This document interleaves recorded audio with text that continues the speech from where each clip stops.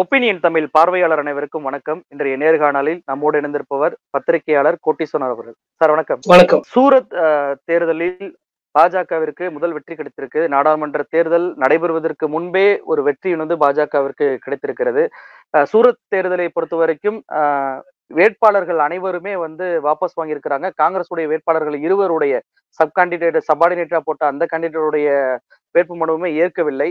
அதுக்கப்புறம் பகுஜன் சமாஜ் கட்சிக்கு ஆதரவு கொடுத்திருந்தாங்க. அந்த வேட்பாளருமே காணாமல் போயிருக்கிறார். எப்படி சார் பாக்குறீங்க சூரத்துடைய தேர்தலை?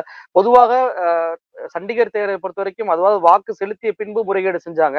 ஆனா இங்க மக்களுக்கு வாக்களிக்க கூடிய அந்த உரிமையை கூட கொடுக்காமல் இந்த தேர்தல் முடிஞ்சிருக்கு. நீங்க எப்படி சார் பாக்குறீங்க? இதுல 3 கோணங்கள் இருக்குங்க.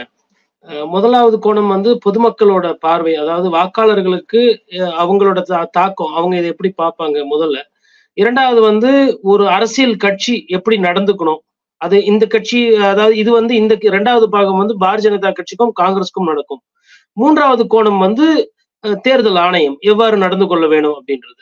இப்ப நம்ம இந்த 3 கோணத்தையும் தனித்தனியா பார்ப்போம். முதல் கோணம் பொதுமக்களோட பார்வை. தேர்தல் என்பது ஒரு ஜனநாயக திருவிழாங்க. அதாவது என்ன யார் ஆளணும், எனக்கு உண்டான கொள்கைகள், எனக்கு உண்டான வாழ்வாதார திட்டங்கள், நமக்கு உண்டான அந்த தொலைநோக்கு பார்வை, ஒரு பாலிசி என்று ஆங்கிலத்துல சொல்லுவாங்க. அந்த மாதிரி விஷயங்களை ஒரு பாராளுமன்ற உறுப்பினர் யாரு வரணும் அப்படின்றத மக்கள் தான் முடிவு பண்ணும். மக்கள் தான் இறுதியான எஜமானர்கள். அப்ப அந்த மக்களுக்கு குறைந்தபட்சம் அந்த 5 வருஷத்துக்கு ஒரு வாட்டி ஓட்டு போடுற அந்த ஒரு பெருவிழாவை கூட இன்னைக்கு நடக்க விடாம பண்ணி அதை கபலீகரம் பண்ணிட்டாங்க. என்ன இது கபலீகரம்ன்ற வார்த்தையை பயன்படுத்துறாரு பத்திரிகையாளர் அப்படின்னு பார்த்தா, உண்மையை சொல்ல போனா இது ஒரு விழாவை மக்களிடமிருந்து எடுத்து சூறையாடிட்டு இருக்காங்க. அதாவது சூரத்துல ஒரு ஜனநாயக திருவிழா நடக்கணும். அதாவது யார் வேணா ஜெயிக்கட்டும், யார் வேணா தோக்கட்டும், அது வேற. பட் அரசியல் என்பது நம்ம சுதந்திரம் வாங்கின காலத்துல இருந்து ஒரு வேட்பாளர் நிறுத்துவோம். அந்த வேட்பாளர் போட்டியிடுவாரு. அந்த வேட்பாளர் வீதி வீதியா வாக்குகளை சேகரிப்பார். நான் ஜெயிச்சா உங்களுக்கு இதை செய்வேன், நான் உங்களை நல்லா பாத்துக்கிடுவேன், உங்களுக்கு இந்த இடத்த நான் மேம்படுத்துறதுக்கு உண்டான இந்த திட்டங்கள்லாம் வைத்திருக்கிறேன், என்னை நம்பி வாக்களிங்கன்னு சொல்லிட்டு ஒரு உத்தரவாதத்தை கொடுப்பாருங்க. அந்த உத்தரவாதத்தை நம்பிக்கையின் அடிப்படையில மக்கள் ஏத்துக்கிறவங்க ஏத்துக்குவாங்க, ஏத்துக்காதவங்க வேற கட்சிக்கு போடுவாங்க. அப்படி ஒரு சிஸ்டம் ஒண்ணு இருந்தது, ஒரு மரபு இருந்தது. அந்த மரபு, அந்த நாகரிகம், அந்த கலாச்சாரம். இது தேர்தல் என்பது இன்னைக்கு தேர்தல் ஆணையம் சொல்றோம். இந்த குடவோலை திட்டமானது நமக்கு ரொம்ப நாளா இந்தியர்களுக்கு பழக்கப்பட்ட ஒரு சிஸ்டம். அப்ப அந்த தேர்தல் என்பதை கூட ஒரு சரியாக நடத்த முடியாம, மக்களை போய் சந்திக்க வேண்டியது சந்திக்காம, நீங்க குறுக்குல ஒரு விஷயத்த பண்ணி நீங்க வெற்றி பெற்று முடிச்சிட்டீங்க. அப்ப இதுல பாதிக்கப்படுறது யாரு அப்படின்னு பார்த்தா மக்கள் தான். ஒரு அன்அப்போஸ்டா ஜெயிச்ச ஒரு வேட்பாளரோட நினைவு எப்படி இருக்கும்னா, நான் தான் ஜெயிச்சிட்டேனே, உங்களெல்லாம் பார்க்கவே இல்லை, நான் பிரச்சாரத்துக்கும் வரல, நான் தான் ஜெயிச்சிட்டேனே, ஏன் என்கிட்ட கேக்குறீங்க அப்படின்ற மாதிரி அவரு ஒரு தோணில நாளைக்கு பயணம் செஞ்சாருன்னா பாதிப்பு என்பது மக்களுக்கு தான். அப்ப இதுல இன்னொன்னு, வேட்பாளரா நிக்கக்கூடியவர்கள் எந்த கட்சியில வேணா சார்ந்தவங்க இப்ப போய் மக்களை சந்திக்கும் போது மக்கள் ஒரு சில குறைகளை சொல்லியிருப்பாங்க. எங்களுக்கு சாலை வசதி இல்ல, இந்த ஏரியால நாய் தொல்லை நிறைய இருக்கு, இந்த ஏரியால பள்ளிக்கூடங்கள் சரியில்லை, மதுபான பிரச்சனை இங்க இருக்கு அப்படின்ற மாதிரி மக்கள் அவங்களோட குமுறல்கள் சொல்லுவாங்க. இது ஒரு ஜனநாயகத்துக்கு அழகு. அப்பதான் அதை சரி செய்து அந்த இடம் வாழ்வதற்கு வாழ்வாதார ரீதியா மேம்படுத்துறதுக்கு உண்டான செயல்லாம் நடந்திருக்கும். அப்ப இந்த நேச்சுரல் ப்ராசஸ் இருக்கு பாருங்க, மக்களுக்கும் வாக்காளர்களுக்கும் அரசியல் அமைப்புகளுக்கும் உள்ள அந்த தொடர்பையே துண்டிச்சிட்டாங்க. அப்ப அந்த ஜனநாயக திருவிழா என்பது, அந்த மக்கள் தொடர்பு என்பது இங்க துண்டிக்கப்பட்டுள்ளது. இது முதல் பார்வை, மக்கள் பார்வை. இரண்டாவது தேர்தல் ஆணையத்துக்கு நம்ம போவோம். மூன்றாவது அரசியல் கட்சிகளுக்கு வருவோம். இரண்டாவது தேர்தல் ஆணையம். தேர்தல் ஆணையத்தோட குறைந்தபட்ச ஒரு போக்கு என்பது ஒரு தேர்தலை எந்தவித பிரச்சனை இல்லாம நடத்தணும். அன்அப்போஸ்டா ஜெயிக்கலாமா ஜெயிக்க கூடாதா, சட்டத்துல அதுக்கு இடம் இருக்குன்னு கேட்டீங்கன்னா சட்டத்துல இடம் இருக்குங்க. ஒருத்தர் ராஜினாமா பண்ணிட்டாங்க இல்ல வித்ட்ரா பண்ணிட்டாங்க அப்படின்னா மிச்சம் யார் இருக்கிறாங்களோ அவங்களை அறிவிக்கிறது தான் சட்டமானது. ஆனா இவ்வளவு சர்ச்சையோட ஒரு தேர்தல் நடக்கணுமா அப்படின்றதுதான் என்னோட கேள்வி. அதாவது ராவோட ராவா ஆட்கள் காணாம போறாங்க, நீங்க பண்ண நாமினேஷன் சரியில்லைன்னு சொல்றாங்க, இது நிராகரிக்கிறாங்க, சர்ச்சையாவது, இது தேர்தல் கொள்ளையடிக்கப்பட்டது, தேர்தலை எடுத்துக்கிட்டாங்க, மேட்ச் பிக்சிங்ன்ற மாதிரி எல்லாம் சொல்றாங்க. இப்படி ஒரு அபத்தமான ஒரு குற்றச்சாட்டு தேர்தல் ஆணையத்துக்கு தேவையா அப்படின்னா இது தேவையில்லை. தேர்தல் ஆணையம் என்பது ஒரு பொதுவானது, ஒரு அரசியல் சாசனத்துல அதற்குன்னு ஒரு அங்கீகாரம், அதற்குன்னு ஒரு முக்கியத்துவம் எல்லாம் கொடுத்திருக்கு. அப்ப இது தேர்தல் ஆணையத்தோட அந்த மாண்பையே கெடுக்கிறது. காரணம் என்னன்னா, தேர்தல் ஆணையம் என்பது இது ஒரு ஆட்டம் போல வைத்துக் கொள்வோம். இந்த ஆட்டத்துக்கு அரசியல் கட்சிகள் வரணும், இல்ல ஒரு விழான்னு எடுத்துன்னா அரசியல் கட்சிகள் வரணும், வேட்பாளர்கள் வரணும், நட்சத்திர வேட்பாளர்கள் பிரச்சாரம் பண்ணணும். இப்ப அங்க ஒருவேளை பாரத பிரதமர் மோடி அவர்கள் போறாருன்னா அவரை மக்கள் பார்க்கணும். இல்ல அந்த நாட்டினுடைய எதிர்கட்சி தலைவர் ராகுல் காந்தி போறாருன்னா மக்கள் அவங்கள பார்க்கணும். அப்ப அந்த விஷயத்தை வந்து உத்தரவாதம் பண்ணி கொடுக்காம தேர்தல் ஆணையம் வந்து ஏதோ எங்க வேலை முடிஞ்சு போச்சு, அன்ன போஸ்ட், அதனால நாங்க வந்து கொடுக்குறோம்னு சொல்லிட்டு அவங்க சர்டிபிகேட்டை கொடுத்துட்டாங்க. அவங்கள பொறுத்தவரை ஒரு தேர்தலை வாக்கு எண்ணிக்கைக்கு கூட போக முடியாம அதற்கு முன்னாடியே முடிஞ்சிடுச்சு. இது ஜனநாயக நாட்டுல நடக்கலாமா, இது அநியாயமா அப்படின்றது பாத்தீங்கன்னா இது நடந்திருக்கு. இந்த 12 வருடங்கள்ல முதன்முறையா வந்து பாரதிய ஜனதா கட்சியினுடைய வேட்பாளர் சூரத்ல இருந்து ஜெயிச்சிருக்காரு. இதற்கு முன்னாடி இந்த மாதிரி எல்லாம் ஆயிருக்கு. இதுக்கு வந்து இதுதான் ஃபர்ஸ்ட் டைம்னு கிடையாது. எல்லா ஆட்சி காலத்திலும் இந்த மாதிரி நடந்திருக்கு. ஆனா எந்த ஆட்சி காலத்துல இந்த மாதிரி ஒரு விஷயம் நடந்தா அது வந்து மக்கள் விரோதமான ஒரு தேர்தலா கூட அதை பார்க்கலாம். இரண்டாவது, ஒரு தேர்தல் ஆணையம் என்பது குறைந்தபட்சம் ஒரு தேர்தல், ஒரு அன்அப்போஸ்டா ஒரு கேண்டிடேட் ஜெயிக்கிறதுக்கு எதுக்கு நாமினேஷனு, எதுக்கு தேர்தல், எதுக்கு கலெக்டர், எதுக்கு எஸ்பி, எதுக்கு பந்தோபஸ்து? இப்ப அங்க போயிருந்த அந்த இவிஎம் மிஷினுக்கெல்லாம் ட்ரைனிங் கொடுத்துருப்பாங்கல்ல தேர்தல் ஆணையம், அங்க போலிங் ஆபீசர், ப்ரிசைடிங் ஆபீசர்லாம். அப்ப அந்த வரி பணம் எல்லாம் தண்டம் தானே, அந்த அதிகாரிகளுக்கு கொடுத்த ட்ரைனிங் எல்லாம் தண்டம் தானே. சூரத்துல வேற எந்த வேலையுமே நடந்திருக்காதே இந்த 2 மாசத்துல. எதுக்கு எடுத்தாலும் தேர்தல் இருக்குன்னு தள்ளி போட்டிருப்பாங்களே. அப்ப அந்த மக்களுக்கு கிடைக்க வேண்டிய அந்த திட்டங்கள், மக்களுக்கு கிடைக்க வேண்டிய அந்த வசதிகள்லாம் 2 மாதம் தள்ளி போகுது இல்லையா? அப்புறம் இது எதுக்கு ஒரு தேர்தல், இதுக்கு எதிர் ஒரு தேர்தல் ஆணையம்? இது 2வது பார்வை. இப்போ ரொம்ப முக்கியமான பார்வை 3வது, அரசியல் கட்சிகளோட நிலைப்பாடு. இப்ப இதுல முதல்ல வந்து நம்ம பாரதிய ஜனதா கட்சியை பார்ப்போம். பாரதிய ஜனதா கட்சியை பொறுத்தவரையிலும் இதுல பாத்தீங்கன்னா அவங்க வந்து இதுல வெட்கி தலைகுனினோம், அவங்க வந்து ஒரு ஜனநாயகத்தை வந்து படுகொலை பண்ணிட்டாங்க, அவங்க வந்து குறுக்கு வழியில ஜெயிச்சிட்டாங்க அப்படின்றத அந்த கருத்தெல்லாம் இருந்தாலும் கூட ஒரு கட்சி என்பது, அரசியல் கட்சி என்பது ஜெயிக்கிறத நோக்கி தான் பயணம் பண்ணும். அவங்க வந்து all is fair in love and war, எதையாவது செய்து எதையாவது ஒரு ஒரு ஒரு ஒரு அறத்துக்கு மாறாக இருந்தாலும் சரி, அரசியலுக்கு நாகரிகத்துக்கு அப்பாற்பட்டு இருந்தாலும் சரி, மதவாதத்தையும் மக்களை பிளவுபடுத்துற ஒரு அரசியல் கட்சி கிட்ட நீங்க ஒரு நேர்மையான காந்திய வழியில வந்து அரசியல் நடக்கும், தேர்தல் நடக்கும்னு எதிர்பார்த்தீங்கன்னா முதல் குற்றவாளி நீங்க. இப்ப பாரதிய ஜனதா கட்சி நேத்து என்ன சொல்லியிருக்கிறாங்க, வேட்பாளரு இந்த 400 சீட்டு நாங்க ஜெயிப்போம்னு சொன்னதுக்கு இது வந்து அத்தியாயம், இதுதான் முதல் படி. அதாவது அப்ப அவங்களோட பார்வை எண்ணோட்டம் என்பது தெளிவா இருக்கிறது. அது தப்பு தண்டாவோ இல்ல அந்த வேதத்துல சொல்ற மாதிரி, இந்த வேதங்களே பாத்தீங்கன்னா ஒரு சில தவறான எடுத்துக்காட்டுகள் இருக்கும். அப்ப அந்த மாதிரி தவறான முன்னெடுத்துக்காட்டுகளே அவங்க அதிகமாக செய்யக்கூடிய தன்மை படைத்தவர்கள். அதனால அவங்க வந்து பாரதிய ஜனதா கட்சிக்கு உள்ளபடியே இது வந்து ஒரு சிறப்பான வெற்றி. ஏன்னா ரத்னம் சிந்தல, பிரச்சாரம் பண்ணல, மக்கள் கிட்ட போய் ஓட்டு கேட்கல, உத்தரவாதம் கொடுக்கல, மக்களை பிளவுபடுத்தல, எதையோ ஒண்ணு பண்ணி தகுதித்துவம் பண்ணி அத காசா சொல்றாங்களா, இல்ல ஆதரவு வார்த்தையா சொன்னாங்களா, இல்ல வேற எதனா ஆசையை காட்டினாங்களா, இல்ல வேற எதனா அச்சுறுத்தல் பண்ணாங்களா நமக்கு தெரியாது. ஆனா வெற்றி பெற்றுட்டாங்க. 543ல 1-0 தேர்தல் வாக்கு பெட்டியில ஓட்டு கூட பதிவு பண்றதுக்கு முன்னாடியே பாரதிய ஜனதா கட்சி தன்னுடைய முதல் வெற்றியை குறிவைத்து எடுத்து விட்டது. அதனால அந்த கட்சிக்கு வாழ்த்துக்கள். இப்ப நம்ம காங்கிரஸ் கட்சிக்கு வருவோம். இது ஜனநாயக படுகொலை, இது புற வழியில வந்து ஜெயிச்சாங்க அப்படின்னா ஒரு பிரதான எதிர்கட்சி நீங்க என்னதான் அரசியல் பண்றீங்க? உங்களால ஒரு வேட்பாளரை கூட உருப்படியா போட முடியலையா, இல்ல ஒரு வேட்பாளரை கூட பாதுகாப்பா வைக்க முடியலையா அப்படின்ற அந்த பேசிக் கேள்வி வருதுல. நீங்க என்ன அரசியல் தன்மை பண்றீங்க? சரி ரைட்டு, உங்க வேட்பாளர், அதாவது இங்க என்ன சொல்றாங்கன்னா வேட்பாளர் கடத்திட்டாங்க, அவருக்கு கூட கையெழுத்து போட்டவங்க எல்லாம் காணும் அப்படின்னு சொல்றாங்க. நான் வந்து ஒரு பத்திரிகையாளரா அதை நான் அந்த வார்த்தைகளை ஏற்றுக்கொள்ள நான் தயாரா இல்லை. வேட்பாளர் எல்லாம் யாரும் தூக்கல, உங்களோட வேட்பாளர் விலை போயிட்டார். நீங்க வந்து ஏதோ எல்கேஜி யூகேஜி படிக்கிற குழந்தைய போய் லாலிபாப் வச்சு எடுத்துன்னு போய் தேர்தலை நிறுத்தல. கவுன்சிலரா இருந்தவரு ரியல் எஸ்டேட் வியாபாரம் பண்றாரு, லேண்ட் விக்கிறவரு. அப்ப இங்க என்னன்னா அடிப்படையில ஒரு பொருளாதாரம் பண வசதி அதிகமா இருக்கிற ஒரு ஆளை தேடி கண்டுபிடிச்சு நீங்க வேட்பாளரா நிறுத்தின அந்த விளைவு இன்னைக்கு நீங்க வந்து ஒட்டுமொத்த இந்திய அளவுல தலை குனிக்கிற அளவுக்கு உங்களை கொண்டு போய் வந்திருக்கு. ஒரு நல்லவரை, ஒரு யோகிதரை, ஒரு கொள்கைமானை நீங்க பிடித்து வைத்திருந்தீங்கன்னா இந்த அவலம் இன்னைக்கு வந்திருக்காது. உங்க கட்சி வேட்பாளர் நீங்க போன் பண்ணாலுமே எங்க இருக்காங்கன்னு தெரியல. இது முறை நடக்கிறது இல்ல. நம்ம இமாச்சல பிரதேசத்துல பார்த்தோம், கோவால பார்த்தோம், கர்நாடகத்துல பார்த்தோம், எல்லா இடத்துலயும் பார்த்துக்கிட்டு இருக்கோம். பார்த்துட்டோம். காங்கிரஸ் கட்சி அவங்களோட அந்த வகுப்புகளை, அவங்க அந்த படிப்பினை வந்து இன்னும் கத்துக்கல. பாரதிய ஜனதா கட்சி இந்த வேலையெல்லாம் பண்ணணுன்றத நீங்க கணிக்கணும். யார் கணிக்கணும்? ராகுல் காந்தி கணிக்கணும், சோனியா காந்தி கணிக்கணும், ஐயா கார்கே கணிக்கணும், அங்க இருக்கிற அபிஷேக் சிங் மனுவி மாதிரி போன்ற மூத்த வழக்கறிஞர்கள்லாம் கணிக்கணும். அப்ப நீங்க இதெல்லாம் கணிக்க தெரிஞ்சிட்டீங்க. ப. சிதம்பரம் ஐயா இருக்காங்க.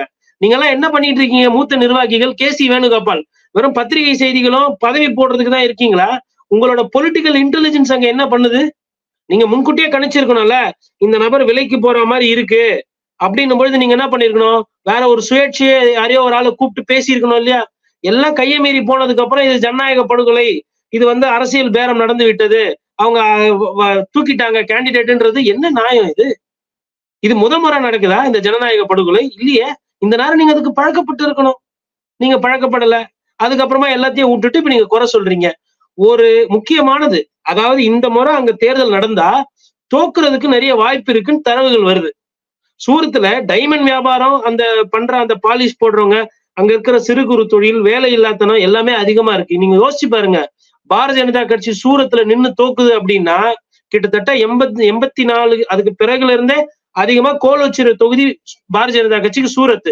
ஒருவேளை அந்த தொகுதியில பாரதிய ஜனதா தோக்குதுன்னா அவங்களோட தோல்வி அங்கேயே வந்து புள்ளியார் சொல்லி போட்டு துவங்கப்பட்டு இருக்கும் குஜராத்ல. அந்த ஒரு அரிய வாய்ப்பை தவற விட்டதும் இல்லாம இன்னைக்கு வந்து நீங்க நொரநாட்டிய சொல்லி பேசிக்கிட்டு இருக்கீங்க. முழு இந்த இந்த இந்த பிரச்சனையில முழு குற்றவாளி என்னை பொறுத்த வரலாம். இல்ல அந்த குற்றத்தை வந்து ஆமா இது எங்களோட கவனக்குறைவால ஏற்பட்டது காங்கிரஸ் கட்சி பகிரங்கமா ஒத்துக்கணும். அதுக்கப்புறம் பாரதிய ஜனதா கட்சி நீங்க கிழிங்க, இல்ல நியாயமான கேள்விகளை கேளுங்க. இப்ப கூட ஒண்ணும் கெட்டு போயில்ல. ஒரு பிரச்சாரத்துக்கு நீங்க யாரு வேட்பாளரா நிறுத்தி அந்த வேட்பாளர் சூரத்து மூரா போய் பிரச்சாரம் பண்ண வைக்கணும். அப்ப அதாவது அந்த மாதிரி ஒரு சில அரசியல முன்னெடுக்கணும். அதாவது இது நாங்க நிறுத்தினோங்க, அந்த விலை போயிட்டாரு, ஆனா இங்க வந்து இன்னும் வேட்புமனு தாக்கல பண்ணல, நாங்க வந்து மக்களை சந்திக்கணும்னு விரும்புறோம், இவரைதான் நாங்க வேட்பாளரா போடுவோம், நாங்க ஆட்சிக்கு வருவோம், இது சூரத்து பூரா நாங்க பிரச்சாரம் பண்ணுவோம்னு சொல்லிட்டு மக்களை போய் சந்திங்க. அட்லீஸ்ட் அந்த மக்களை சந்திக்கும் போது மக்கள் வந்து யோசிப்பாங்க, ஐயோ இந்த மாதிரி ஒரு வேட்பாளர். இப்ப என்ன பண்ணுவாங்க, இவங்க கோர்ட்டுக்கு போவாங்க. கோர்ட்டுக்கு போனோம்னா கோர்ட் என்ன பண்ணும், 10 நாள் 15 நாள் கழிச்சு தள்ளி வைக்கும். அதுக்கப்புறம் திருப்பி எலெக்ஷன் கமிஷன் அபிடாவிட் வைக்க சொல்லுவாங்க. பாரதிய ஜனதா கட்சி அபிடாவிட் கேட்பாங்க. அவங்க 2 வாரம் கால அவகாசம் கேட்பாங்க. 1 மாசம் முடிஞ்சு போச்சா, அதுக்கப்புறமா வந்து அப்படியே இழுத்து போய் அது ஒண்ணும் இல்லாம போயிடும். நான் என்ன சொல்றேன்னா, உங்களுக்கு பிரச்சனை வருகிற நேரத்துல நீங்க போக வேண்டிய இடம் மக்கள் மன்றம். நீங்க உண்மையிலேயே ஜனநாயக முறையில் உங்களை வந்து தோற்கடிக்கப்பட்டிருக்கிறாங்க, உங்களுக்கு வர வேண்டிய வெற்றியை வந்து தட்டி பறிக்கப்பட்டிருக்கிறது, ஜனநாயகம் அங்க கிணத்துல தள்ளப்பட்டிருக்கிறதுனா காங்கிரஸ் கட்சி என்ன பண்ணணும்னா, வீதி வீதியாக சூரத்துல போயிட்டு எங்க வேட்பாளருக்கு இது அநியாயம் நடந்தது, நாங்க இவரை தான் உங்களுக்கு போட்டிருந்தோம், இவங்களை விலைக்கு வாங்கிட்டாங்க, இவங்க குடும்பத்தோட விலைக்கு வாங்கிட்டாங்க அப்படின்னு சொல்லி வாக்கு கேட்க வேணாம். பாரதிய ஜனதா கட்சியை அம்பலப்படுத்தி வீதி வீதியாக சென்று சூரத் மற்றும் சூரத் பக்கத்துல இருக்கிற தொகுதிகள்ல அந்த பிரச்சாரம் பேசு பொருளாக மாறணும். தோல்விக்கு பயந்து இந்த வேலையை செய்து விட்டார்கள், எங்களை வந்து தேர்தலை சந்திக்க திராணி இல்லாதவர்கள், தெம்பு இல்லாதவர்கள் குறுக்கு வழியில காசை கொடுத்து விலைக்கு வாங்கி இந்த மாதிரி பண்ணிட்டாங்க, இல்ல மிரட்டிட்டாங்க அப்படின்ற அந்த பிரச்சாரத்தை அங்கிருந்து தொடங்கணும்.